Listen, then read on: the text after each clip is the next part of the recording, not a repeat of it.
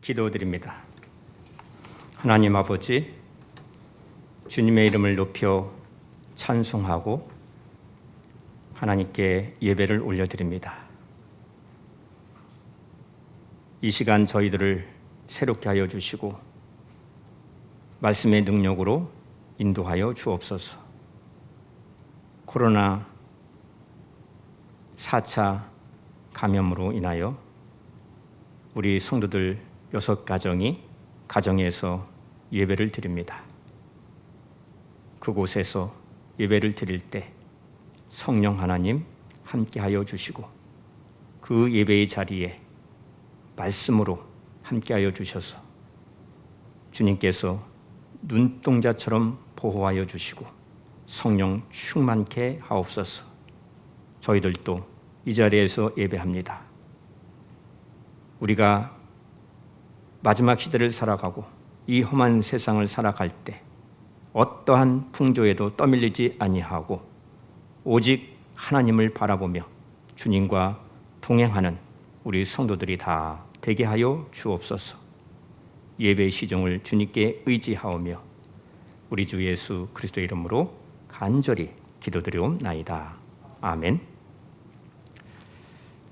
미국 처치 리포터가 존 파이퍼 목사를 미국에서 가장 영향력 있는 목회자 가운데 한 사람이라고 발표했습니다. 그는 말합니다. 하나님을 즐거워하는 것이 곧 하나님을 영화롭게 하는 것이다 라고 말했습니다. 인간의 참된 기쁨은 되어진 어떠한 환경과 상황이 아니라 우리가 하나님 안에, 주님 안에 있을 때라고 말했습니다. 그리고 이 사실은 우리가 예수님을 위해서 인생을 살 때, 복음을 위해서 인생을 살 때 그 기쁨이 사실로 우리 삶 가운데 그대로 드러난다라고 말했습니다. 우리는 오늘 나는 나의 신앙의 기초를 어디에 두고 인생을 살았는가?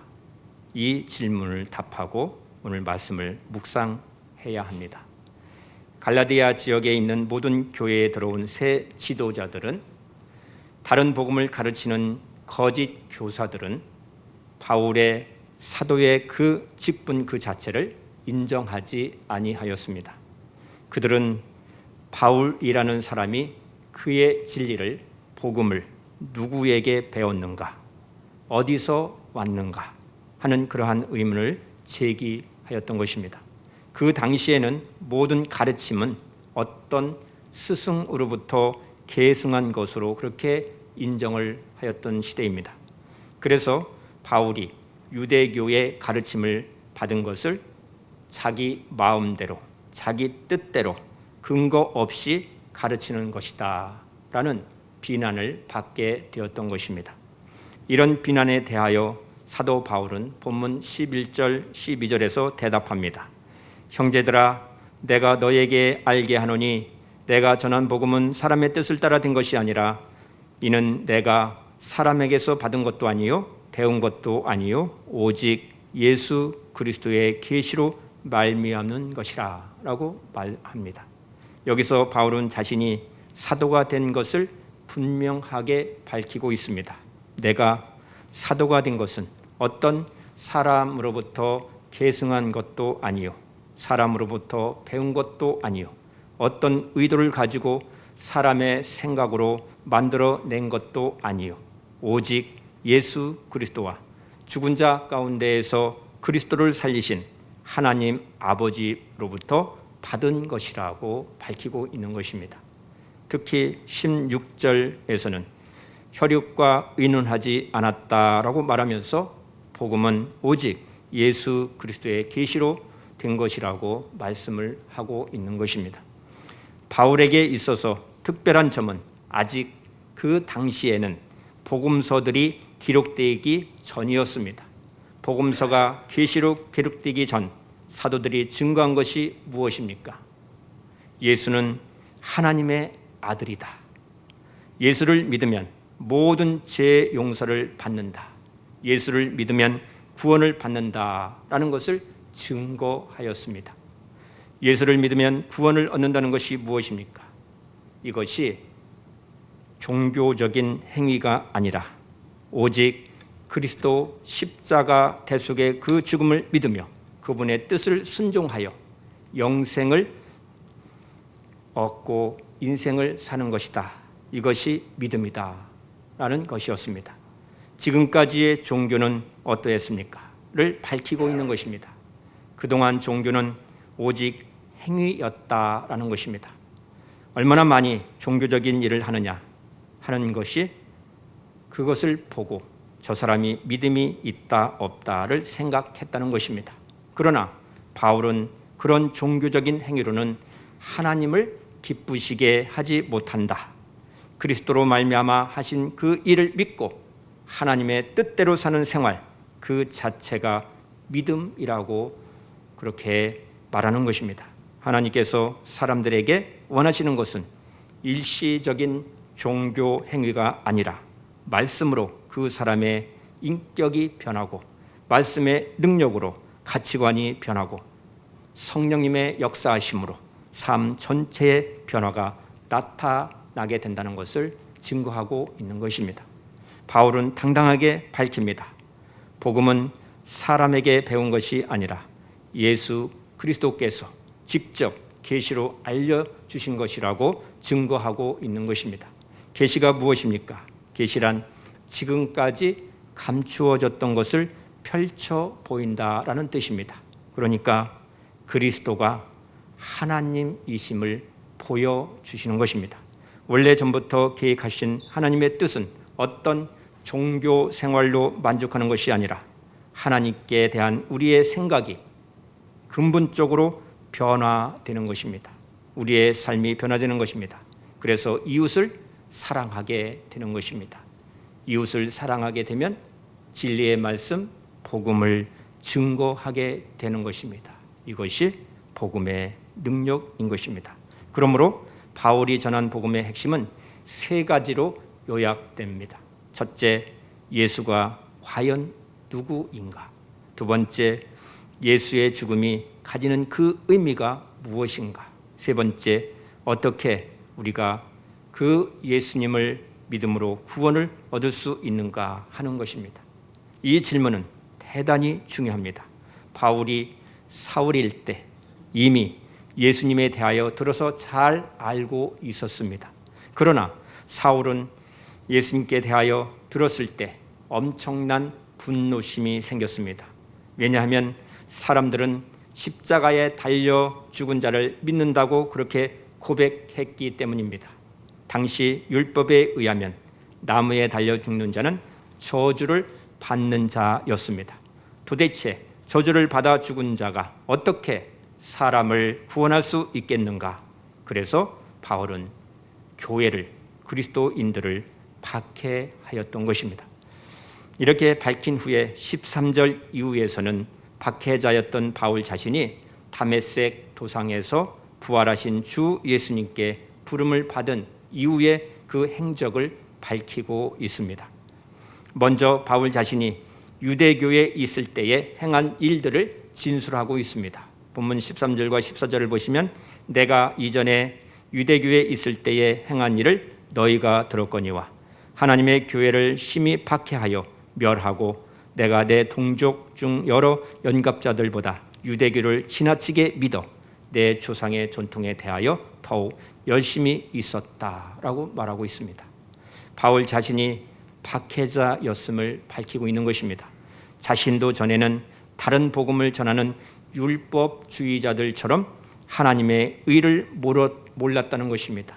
자기 의를 내세우면서 그러한 일들을 더욱더 힘쓰고 하나님의 의를 복종하지 않았던 사람으로 자기를 밝히고 있는 것입니다. 이 일에 내가 내 동족 중 여러 연갑자들보다 여러 선배들보다 더욱더 열심히 있었던 자라는 것을 말하고 있는 것입니다. 바울이 기독교를 박해한 이유가 무엇입니까? 그는 하나님에 대한 열심이 대단한 사람이었습니다. 바울은 그 열심으로 인하여서 하나님이 얼마나 자기를 기뻐하실까 하는 그러한 생각으로 만족한 인생을 살았습니다. 그리스도인들을 핍박하는 것이 만족했다는 것입니다. 그는 하나님을 아는 일에 최선을 다했다고 이야기했습니다.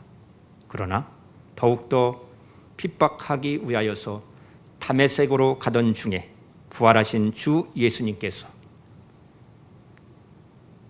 바울을 만나 주셨다고 이야기합니다. 그 후에 자신의 행위들이 하나님을 핍박하고 십자가에 죽어 모든 것이 끝났다고 생각한 예수가 바로 하나님의 영광으로 자기 앞에 나타내 주셨다는 것입니다. 자신의 죄에 대하여 다 알고 계신 주님을 보았고 또 인정할 수밖에 없었고 그 주님을 믿어 의롭게 되었다라는 사실을 깨닫게 되었다는 것입니다. 오늘 우리에게도 중요한 질문은 바로 이것입니다. 그동안 나 나름대로 열심히 신앙생활을 하였고 또 나 자신의 논리가 있어서 인생을 살아왔는데 그것으로 과연 나는 하나님 앞에 그리스도 앞에 설 수 있는가라는 질문입니다. 우리의 믿음에서 가장 중요한 것은 바로 예수가 누구이신가입니다. 왜 이 질문이 중요합니까? 영광의 주님이 구속의 주님이 아니시면 우리의 죄를 대신해서 책임져 줄 수가 없기 때문인 것입니다. 예수가 누구인지 모르면 우리는 하나님 앞에 설 수 없습니다. 예수님의 십자가 죽음이 나를 향한 하나님의 극진한 사랑이라는 사실을 알 때, 이것을 믿을 때 단순히 위로와 격려만 받는 것이 아니라 하나님을 향하여 나아갈 수 있는 힘을 얻어 주를 믿어 의롭게 되고 그 능력을 입음으로 예배자가 되는 것입니다. 그래서 하나님을 사랑하고 십자가의 은혜로 인하여 더욱더 감사하고 찬양하며 하나님을 기쁘시게 하는 삶을 살 수 있게 된 것입니다. 얼마나 감사합니까? 하나님의 택하심과 부르심의 은혜가 있었기 때문에 우리는 예배자가 되어 있는 것입니다. 이것은 우연이 아닙니다. 하나님께서 창세 전에 계획하셨던 놀라운 일이라고 말씀하고 있습니다. 본문 15절과 16절을 보시면 그러나 내 어머니의 태로부터 나를 택정하시고 그의 은혜로 나를 부르시니가 그의 아들을 이방에 전하기 위하여 나를 내 속에 나타나기를 그를 내 속에 나타나시기를 기뻐하셨을 때에 내가 곧 혈육과 의논하지 아니하고 라고 말씀하고 있습니다. 여기서 바울은 자신이 사도가 된 것이 자원해서 된 것이 아니라 하나님의 주권적인 선택에 의하여 사도가 되었음을 밝히고 있는 것입니다. 은혜로 부르셨다는 말씀입니다. 물론 바울이 처음부터 이 사실을 안 것은 아닙니다. 그는 하나님의 택하심과 부르심을 몰랐습니다. 그래서 교회를 그리스도인들을 핍박하였던 것입니다. 그러나 부활하신 주 예수님을 만난 이후로 십자가에서 죽으시고 사망 권세 이기시고 부활의 주님을 만난 이후에 그분을 믿음으로 피할 수 없는 하나님의 자녀로 또 그리스도인이 된 것이 또 사도가 된 것이 바로 하나님의 선택과 부르심의 은혜였다라는 사실을 깨닫게 되었다는 것입니다. 우리가 복음을 듣게 된 것도 마찬가지입니다. 하나님께서 나를 작정하셨기 때문에 하나님의 자녀로서 성도가 되어 이 자리에서 예배를 드리게 되는 것입니다. 하나님께서 부르셨기 때문에 복음을 마음으로 받아 믿음으로 이젠 주님을 찾고 예배자가 된 것을 감사하며 인생을 살게 된 것입니다. 믿음은 하나님이 주신 귀한 선물입니다. 하나님께서 강권적으로 설득하시는 그 은혜가 있었기 때문에 믿음의 형제들을 통하여 복음을 우리가 받았고 또 권면을 받아들여 예배의 자리로 성령 하나님께서 초청하셨기 때문에 오늘 어려운 상황 가운데서도 예배를 드리게 되는 것입니다. 사도 바울에게는 특별한 부르심이 있었습니다. 박해자였던 바울 자신을 사도로 부르신 그 의도가 무엇인지 밝히고 있습니다. 그것은 이방인의 사도로 복음의 구원을 온 세상에 밝히기 위한 부르심이었다는 것입니다. 하나님의 아들 예수 그리스도를, 그 복음을 이방인들에게 전하기 위하여 자신을 사도로 부르셨다라고 고백하고 있습니다. 복음을 위하여 자신이 소명과 사명을 받았다는 것입니다. 이때 내가 곧 혈육, 사랑과 의논하지 않고 17절에는 또 나보다 먼저 사도된 자들을 만나려고 예루살렘으로 가지 아니하고 아라비아로 갔다가 다시 다메섹으로 돌아갔다라고 이야기하고 있습니다. 먼저 주님은 바울에게 부활하신 모습으로 나타내 주셨습니다. 그는 다메섹으로 가다가 부활하신 주님을 직접 만나고 주님의 음성을 듣게 되었습니다. 이것이 바울의 특별한 사명이 되었던 것입니다. 우리들도 바울처럼 살아계신 하나님을, 주님을 체험할 수 있을까요?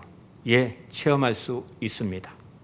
우리들도 그러한 체험 가운데에 신앙생활을 하게 되는 것입니다. 저 또한 목사가 되고 싶어서 된 것이 결코 아닙니다. 바울은 주님을 만남으로 복음의 기초를 튼튼하게 형성할 수 있었습니다. 그 복음의 기초가 무엇입니까? 예수님은 하나님의 아들이시며 그의 죽음은 우리 죄를 대신하는 죽음이며 그를 믿고 새로운 삶을 사는 것이 바로 복음이라는 사실입니다. 바울의 복음은 주님으로부터 받은 것입니다. 바울은 예루살렘으로 가서 사도된 자들에게 그 복음을 배운 것이 아닙니다. 바울은 아라비아로 갔다고 했습니다. 그가 아라비아에서 무엇을 했을까요?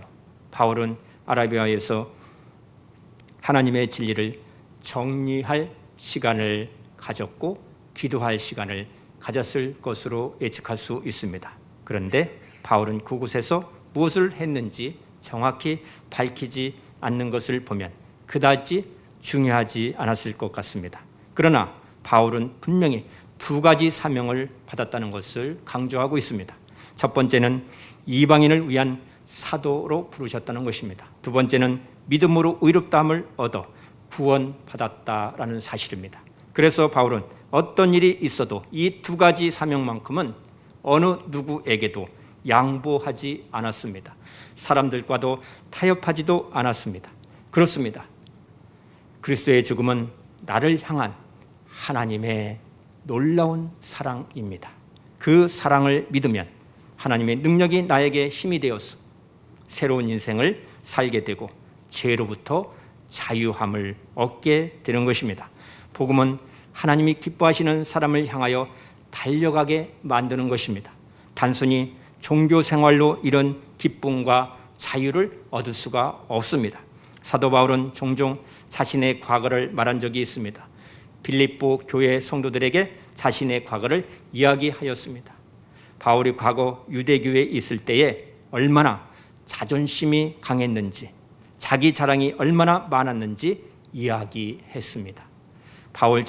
바울이 지난 과거를 이야기한 것은 인간적인 자랑은 의미가 없다는 것을 보여주기 위함이었던 것입니다. 그러나 오늘 본문에는 바울 자신의 과거에 대한 설명은 공적인 것이라고 말하고 있습니다. 바울의 진술이 세상 법정에서 증거하는 것은 아니지만 세상 법정보다도 더 중요한 하나님의 법정에서, 즉 교회에서 진술하는 것입니다. 바울이 자신이 어떻게 하여서 이런 복음을 전하고 다녔는지 역사적으로 밝혀주려는 것입니다. 디모데전서 1장 13절에 내가 전에는 비방자요 박해자요 폭행자였으나 도리어 국류를 입은 것은 내가 믿지 아니할 때에 알지 못하고 행하였다라고 밝히고 있습니다.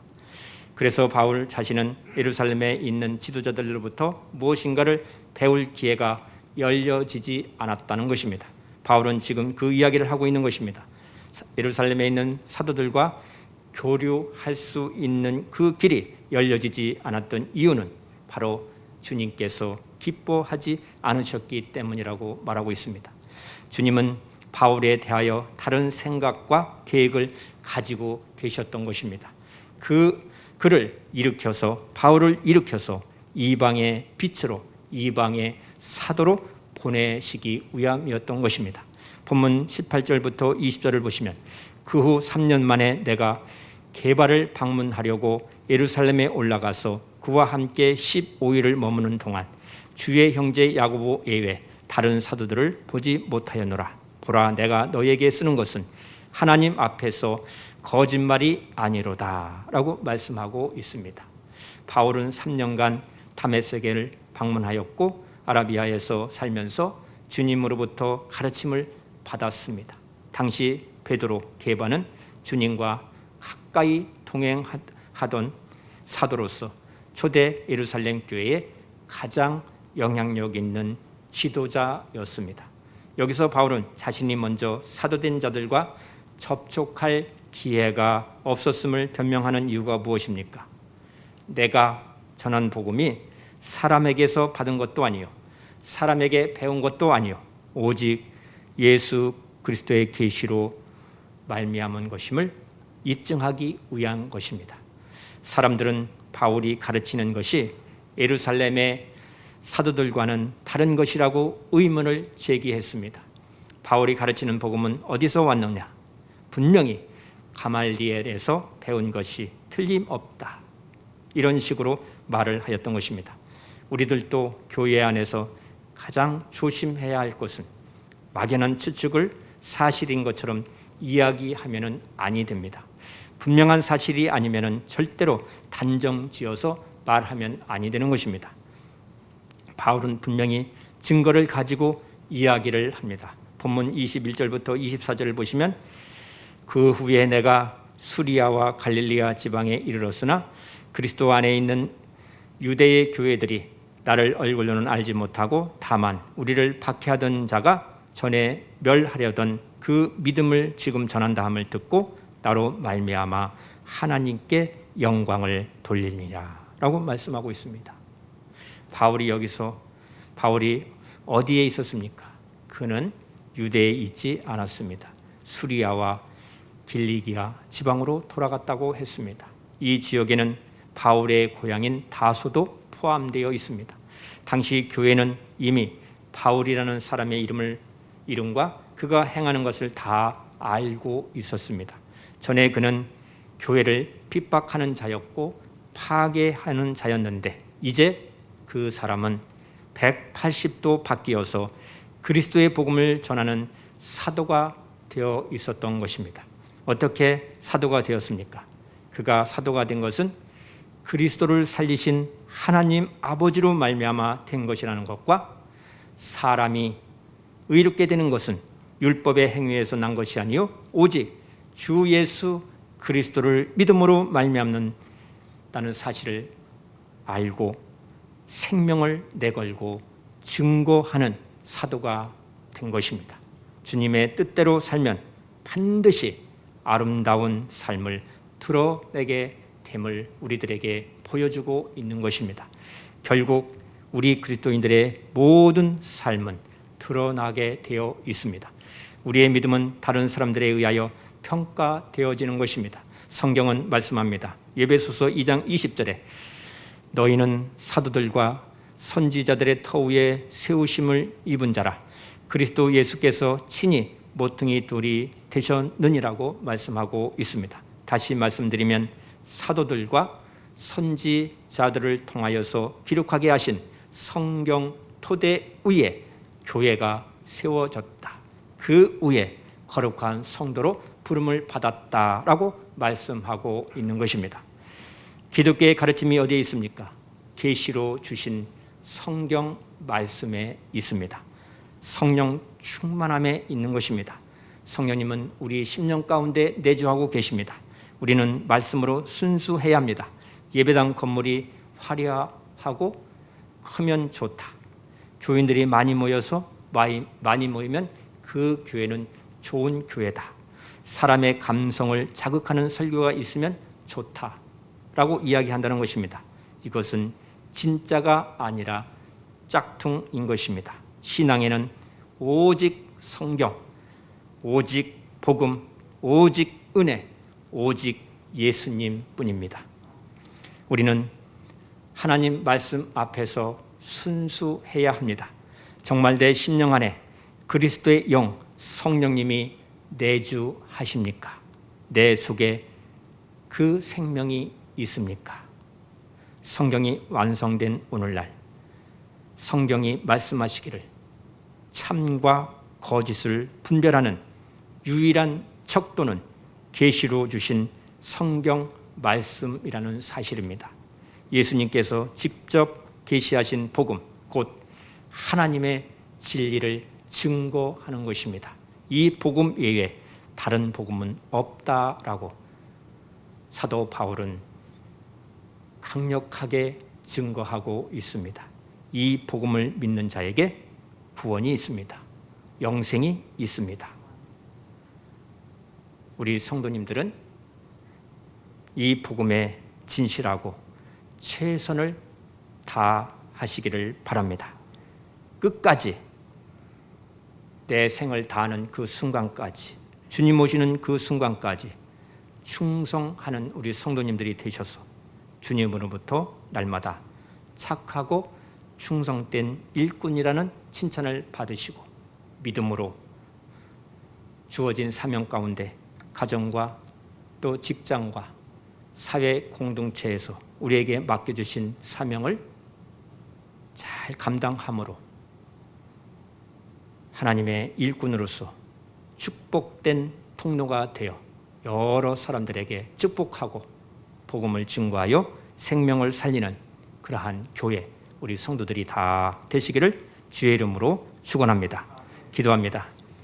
거룩하신 하나님 아버지, 귀한 복음을 깨닫게 하여 주시고 또 복음으로 새롭게 무장하고 기뻐하고 감사하게 하여 주시오니 더욱더 감사합니다. 오늘 말씀을 통하여 순수한 복음으로 진리의 말씀으로 돌아가게 하시옵소서. 주님, 저희들은 참으로 어렵고 무서운 시대를 살아가고 있습니다. 코로나 감염병으로 인하여서 두려워 떨고 있습니다. 모든 활동이 제재를 받고 있습니다. 사람들마다 각종 질병으로 또 암으로 고통을 당하고 있습니다. 주님, 우리 성도들은 이러한 것들로 인하여 한탄하지 말게 하시고 주님을 바라보며 주님과 동행하는 삶을 살게 하여 주옵소서. 어려움을 당하는 이들에게 성령의 불로 치료의 광선을 비추셔서 코로나 이 연병이 다 사라지게 하여 주시옵소서. 암병이 예수님의 이름으로 다 치료되어 하나님의 영광을 보게 하옵소서. 예수님의 구원의 소식을 온 세상에 이웃들에게 증거하는 교회 되게 하시고 성도들이 되게 하옵소서. 주님, 오늘 함께 예배하는 우리 성도들 가운데에 행복과 기쁨이 주님 안에서 충만하게 하시고 오직 말씀을 붙들고 주님과 24시간 동행하는 삶을 살면서 하나님의 자녀로서 거룩한 성도로서 당당하게 살아가게 하옵소서. 주님께서 눈동자처럼 안전하게 지켜주실 줄 믿사옵고 우리 주 예수 그리스도의 이름으로 간절히 기도드리옵나이다. 아멘.